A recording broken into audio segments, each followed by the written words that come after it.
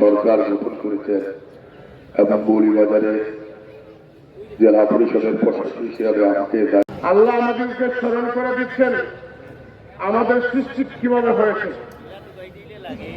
এর মধ্যে রয়েছে আল্লাহর অনুগ্রহকে সৃষ্টি করেছেন এবং কিভাবে সৃষ্টি করেছেন তার সংক্ষিপ্ত প্রক্রিয়া আল্লাহ রাব্বুল আলামিন এই আয়াতের মধ্যে বলতেছেন যে ইন্না খালাকনাকা জানিয়ে আমি সংক্ষিপ্ত কথা শুরু করতে যাচ্ছি। সাথে সাথে আল্লাহ রাব্বুল আলামিনের কাছে তৌফিক চেয়ে নিচ্ছি।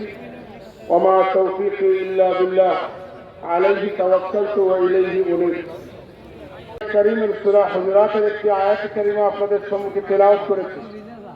এই আয়াত কারীমার প্রথমে রব্বুল আলামিন আইয়ুহান নাস, হে মানুষ সকল, শুধু মুসলিম নয় বা অন্যান্য ধর্মাবলম্বী নয়, সব শ্রেণীর মানুষকে আল্লাহ রাব্বুল আলামিন আহ্বান করতেছেন, হে মানুষ সকল। وجوه الصائمين فرحا بهذا اليوم المنير. الله أكبر الله أكبر لا إله إلا الله أكبر ولله الحمد.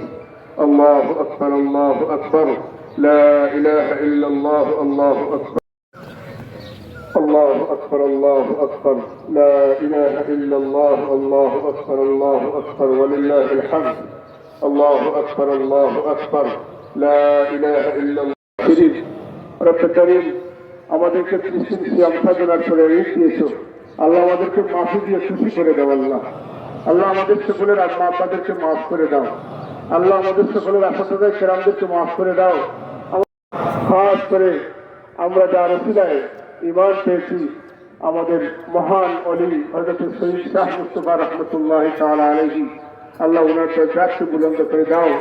সুলতানুল আউলিয়া হযরত শাহজালাল রাহমাতুল্লাহ আলাইহি সত্যি শাহিদ আউলিয়া দরজাকে বুলন্দ করে দাও রব্বুল আলামিন।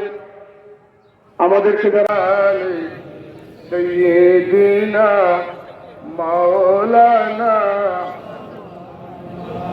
মুহতারাম হাজিরিন, পবিত্র ঈদুল ফিতরের